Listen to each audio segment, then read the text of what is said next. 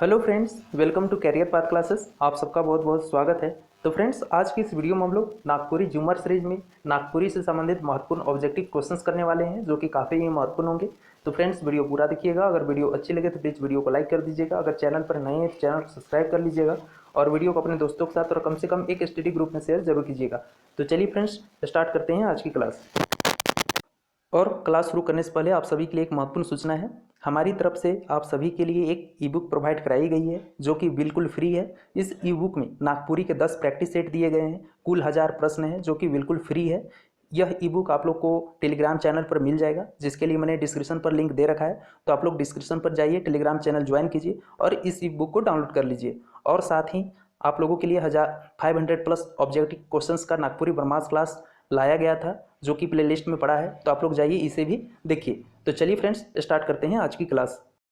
तो आज का पहला क्वेश्चन है, बथा कविता कर मुताबिक हरियर बन कर माझे उजरल उदास काख ठाड़ा है। ठीक है, यहाँ पे क्वेश्चन पूछ रहा है कि बथा कविता के अनुसार आपको बताना है कि हरियर बन के माझे, यानी हरियर बन यानी हरियर जंगल है, उसके माझे मतलब बीच में उजरल यानी उजरा उजड़ा हुआ, ठीक है, उदास क्या खड़ा है आपको बताना है।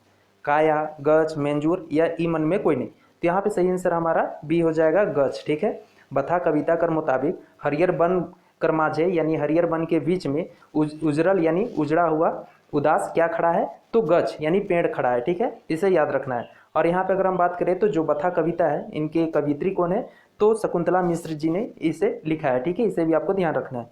चलिए नेक्स्ट क्वेश्चन देखते हैं।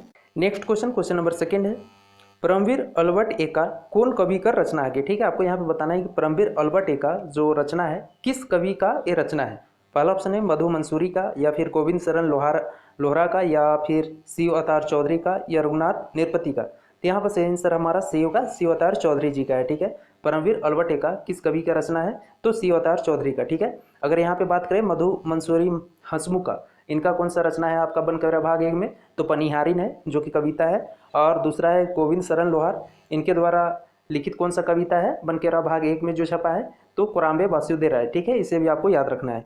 चलिए नेक्स्ट क्वेश्चन देखते हैं। नेक्स्ट क्वेश्चन नंबर 3 है, नल दमयंती बिया कौन कवि का रचना है। ठीक है, आपको यहाँ पे बताना है कि नल दमयंती बिया किस कवि का ये रचना है। पहला ऑप्शन है दिग्पाल राम देवघरिया का, या कृपाल नारायण तिवारी का, या सहनी उपेंद्र पाल नाहन का, या धनेन्द्र प्रवाही का। यहाँ पे सही आंसर हमारा ये होगा, दिग्पाल राम देवघरिया जी का है। ठीक है, नल दमयंती बिया कौन कवि का रचना है, तो दिग्पाल राम देवघरिया का, याद रखना है। आगे हम यहाँ पे बात करें, कृपाल नारायण तिवारी जी द्वारा कौन सा रचना रचित किया गया है, जो कि बन के भाग 1 में छपा है, तो मनमोहनी। ठीक है, याद रखना है। दूसरा हमारा तीसरा ऑप्शन है सहनी उपेंद्र पाल नाहन, इनके द्वारा कौन सा कविता रचित किया गया है, तो सहनी उपेंद्र पाल नाहन जी के द्वारा वसुधा के देहूं जीवन हो जाएगा। और नेक्स्ट हमारा डी है धनेन्द्र प्रवाही, इनके द्वारा कौन सा कविता का रचना किया गया है, जो कि बनकवरा भाग 1 में छपा है। तो इसका सही आंसर हमारा हो जाएगा अनमोल, याद रखना है। ठीक है, तो पहला हमारा हो गया दिग्पाल राम देवघरिया द्वारा नल दमयंती विवाह। ठीक है, कृपाल नारायण तिवारी द्वारा मनमोहनी, सहनी उपेंद्र पाल नाहन द्वारा वसुधा के देहूं जीवन, और धनेन्द्र प्रवाही द्वारा अनमोल। ठीक है, चारों को याद रखना है। चलिए नेक्स्ट क्वेश्चन देखते हैं।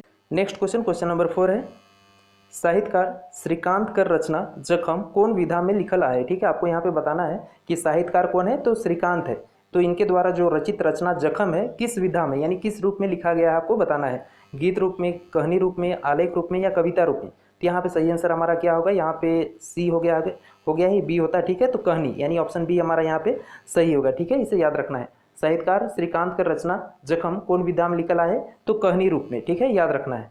चलिए नेक्स्ट क्वेश्चन देखते हैं। नेक्स्ट क्वेश्चन नंबर हमारा 5 है, सोना ना रूपा भेल कविता में मनुख मन के का तेर नचवाल जात है। ठीक है, आपको यहाँ पे बताना है कि सोना ना रूपा भेल कविता के अनुसार मनुष्य सबको किस तरह नचवाया जा रहा है। ठीक है, आपको बताना है। सबसे पहले अगर हम यहाँ पे बात करें तो सोना ना रूपा भेल इस रचना के रचनाकार कौन है, तो आपको याद रखना है पार्थनंद तिवारी जी। ठीक है, सोना ना रूपा भेल इस रचना के रचयिता कौन है, तो पार्थनंद तिवारी जी हैं। अब यहाँ पे आप आगे बात करें तो इस कविता के अनुसार मनुष्य सबको यानी व्यक्तियों को किस तरह से नचवाया जा रहा है। पहला ऑप्शन है पुत्री तेर, नचनी तेर, कली तेर, या ई मन में कोई नहीं। तो यहाँ पे सही आंसर हमारा ये होगा पुत्री तेर। ठीक है, याद रखना है। सोना ना रूपा भेल कविता में मनुख मन के कातर नचवाए जाते, तो पुत्री तेर। ठीक है, याद रखना है। चलिए नेक्स्ट क्वेश्चन देखते हैं।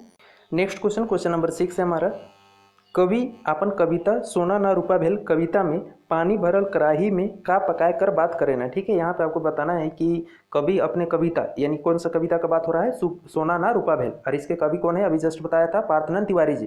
तो इस कविता में पानी भरल कड़ाही में क्या पकाने की बात कर रहे हैं, पुआ, मलपुआ, धुसका या धुतु। तो यहाँ पर सही आंसर क्या हो जाएगा, ए हो जाएगा, पुआ हो जाएगा। ठीक है, याद रखना है। कवि अपन कविता सोना ना रूपा भेल कविता में पानी भरल कड़ाही में का पकाए कर बात करे ना, तो पुआ रोटी। ठीक है, याद रखना है। चलिए नेक्स्ट क्वेश्चन देखते हैं। नेक्स्ट क्वेश्चन, क्वेश्चन नंबर 7 है, देवल भुजबल कर सही अर्थ बताओ। ठीक है, यहाँ पे आपको दिए हुए भुजबल का सही अर्थ बताना है। और भुजबल क्या है, तो अर्रा अर्रा सुरेली घास सेकर बीचे अंडा। ठीक है, भुजबल क्या है, अर्रा अर्रा सुरेली घास सेकर बीचे अंडा। तो इसका सही आंसर क्या होगा आपको बताना है। पहला ऑप्शन है भावा होगा, आंख होगा, कनपट्टी होगा या नाक होगा। तो यहाँ पे सही आंसर क्या हो जाएगा, बी यानी आंख हो जाएगा। ठीक है, भुजबल क्या था हमारा, अर्रा अर्रा सुरेली घास सेकर बीचे अंडा। इसका सही आंसर क्या होगा, आंख होगा यानी आंख। ठीक है, याद रखना है। चलिए नेक्स्ट क्वेश्चन देखते हैं। नेक्स्ट क्वेश्चन, क्वेश्चन नंबर 8 है, देवल शब्द कर स्त्रीलिंग रूप बताओ। ठीक है, आपको यहाँ पे दिए हुए शब्द का स्त्रीलिंग रूप बताना है, क्या होगा। दादा, दादा का स्त्रीलिंग रूप क्या होगा, दीदी होगा, दादी होगा, भौजी होगा या आजी होगा। ठीक है, इस क्वेश्चन में बहुत लोग गलत करेंगे। यहाँ पे आपको बताना है कि दादा का क्या बताना है, स्त्रीलिंग रूप बताना है। तो बहुत कोई क्या मारेंगे, दादा का स्त्रीलिंग रूप दादी मारेंगे, लेकिन यहाँ पे सही आंसर क्या हो जाएगा, भौजी हो जाएगा। ठीक है, दादा का स्त्रीलिंग क्या होगा, भौजी होगा। ठीक है, नागपुरी में अगर हिंदी में रहता तो सही होता, दादा का दादी हो जाता अगर हिंदी में होता, लेकिन यहाँ पे नागपुरी का बात कर रहा है। तो नागपुरी में दादा किन्हें कहा जाता है, तो बड़े भाई को कहा जाता है। तो बड़े भाई की पत्नी को क्या कहा जाएगा, भौजी कहा जाएगा। ठीक है, इसे याद रखना है, कंफ्यूज नहीं होना है। ठीक है, चलिए नेक्स्ट क्वेश्चन देखते हैं।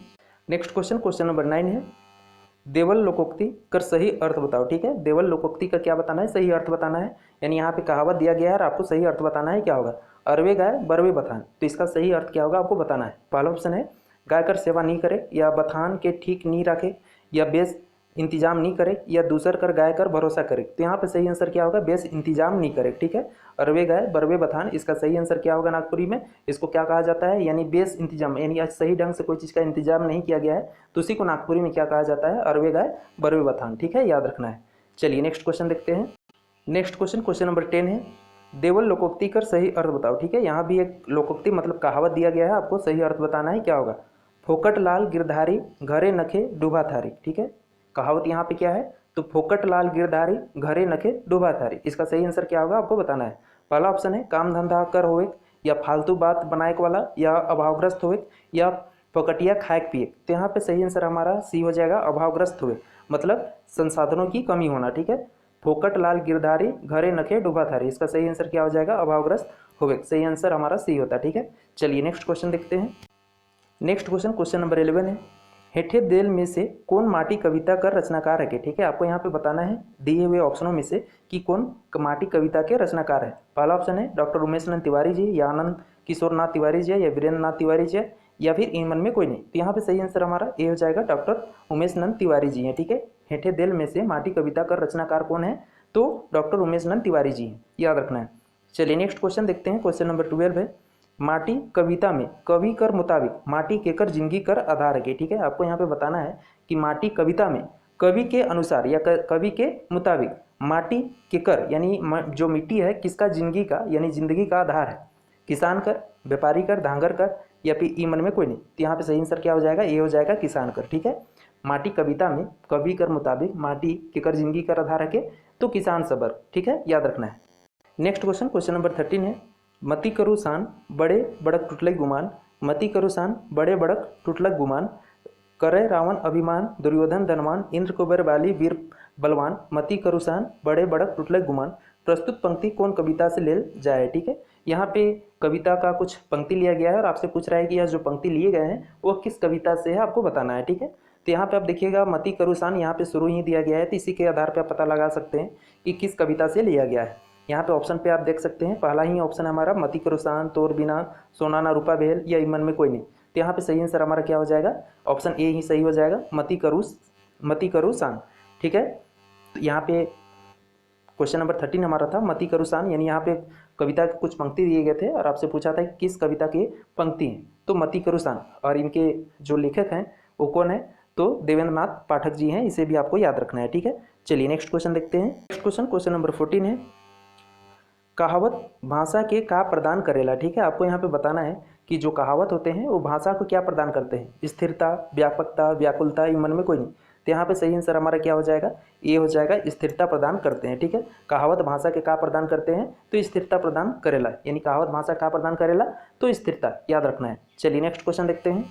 नेक्स्ट क्वेश्चन, क्वेश्चन नंबर 15 है, बन केवरा भाग 1 में कौन काव्य रचना प्रकाशित हुई है। ठीक है, आपको यहाँ पे बताना है कि बन केवरा भाग 1 में कौन सा कविता का प्रकाशन यहाँ पे हुआ है इस बुक में। सोना ना रूपा भेल, या सोना चांदी भेल, हीरा सोना भेल, या सब है। तो यहाँ पे सही आंसर हमारा ये होगा, सोना ना रूपा भेल। ठीक है, और इसके जो लेखक है जस्ट हमने बताए थे कौन है, तो पार्थनन तिवारी जी, इसे भी याद रखना है। ठीक है, चलिए नेक्स्ट क्वेश्चन देखते हैं।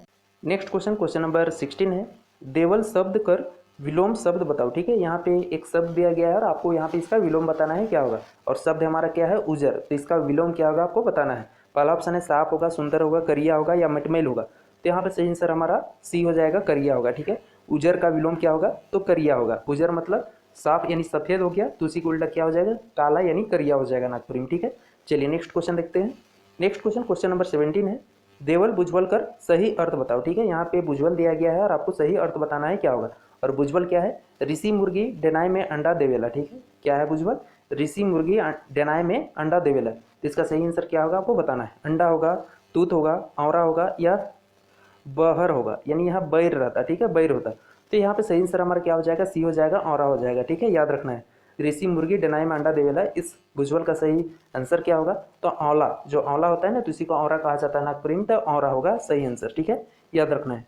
चलिए नेक्स्ट क्वेश्चन देखते हैं। नेक्स्ट क्वेश्चन, क्वेश्चन नंबर 18 है, देवल शब्द कर उल्टा शब्द बताओ। ठीक है, यहाँ पे दिए हुए शब्द का उल्टा शब्द बताना है क्या होगा, पैंचा। तो पैंचा का उल्टा क्या होगा हमारा बताना है, मांगल होगा, या सेथिया होगा, किन्नल होगा, या बेकिनल होगा। तो उल्टा यानी किसका, पैंचा, पैंचा का उल्टा क्या हो जाएगा, तो सेथिया हो जाएगा। ऑप्शन बी हमारा यहाँ पे सही होगा। ठीक है, पैंचा का उल्टा क्या हो जाएगा, सेथिया, याद रखना है। चलिए नेक्स्ट क्वेश्चन देखते हैं।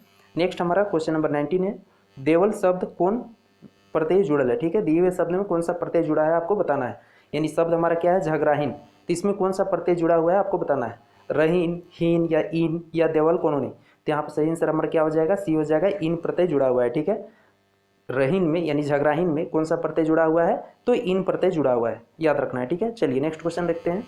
नेक्स्ट क्वेश्चन, क्वेश्चन नंबर 20 है, देवल शब्द अधमरियल में कौन उपसर्ग जुड़ल है। ठीक है, यहाँ पे एक शब्द दिया गया है अधमरियल, तो इसमें आपका कौन सा उपसर्ग जुड़ा हुआ है आपको बताना है, या जुड़ा हुआ है, तिया जुड़ा है, अध या अ। तो यहाँ पे सही आंसर क्या हो जाएगा, सी हो जाएगा, अध उपसर्ग जुड़ा हुआ है। ठीक है, अधमरियल में कौन सा उपसर्ग जुड़ा हुआ है, तो अध उपसर्ग जुड़ा गया है। ठीक है, चलिए नेक्स्ट देखते हैं। नेक्स्ट हमारा पे जो झूमर सीरीज हमारा 8 था, उसमें एक क्वेश्चन रॉन्ग हो गया था हमारा 16। ठीक है, यहाँ मैंने पद भाग समझ के आंसर बता दिया था गणेश वंदना, लेकिन यहाँ पे गद दिया हुआ था। ठीक है, चलिए क्वेश्चन देखते हैं क्या है, बन केवरा भाग में गद साहित्य के रूप में पहली रचना कौन है। ठीक है, यहाँ पे गद साहित्य बोला है, पद साहित्य नहीं बोला है। ठीक है, मैंने वहाँ पे पद साहित्य समझ लिया था, तो यहाँ पे गद साहित्य है, गद मतलब कहानी, ये सब आता है। ठीक है, कहानी, नाटक, ये सब आते हैं।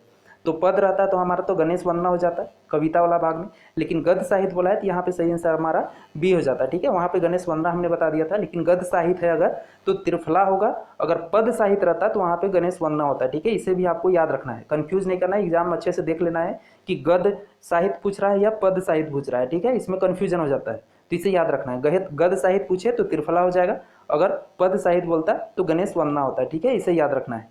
तो चलिए फ्रेंड्स, आज के लिए बस इतना ही करते हैं। तो फ्रेंड्स, वीडियो कैसी रही मुझे कमेंट करके जरूर बताइए, अगर अच्छी लगी तो प्लीज़ वीडियो को लाइक कर दीजिए, अगर चैनल पर नए हैं तो चैनल को सब्सक्राइब कर लीजिए, और वीडियो को अपने दोस्तों के साथ और कम से कम एक स्टडी ग्रुप में शेयर जरूर कीजिए। तो मिलते हैं नेक्स्ट वीडियो में, तब तक के लिए जय हिंद, जय भारत, थैंक यू।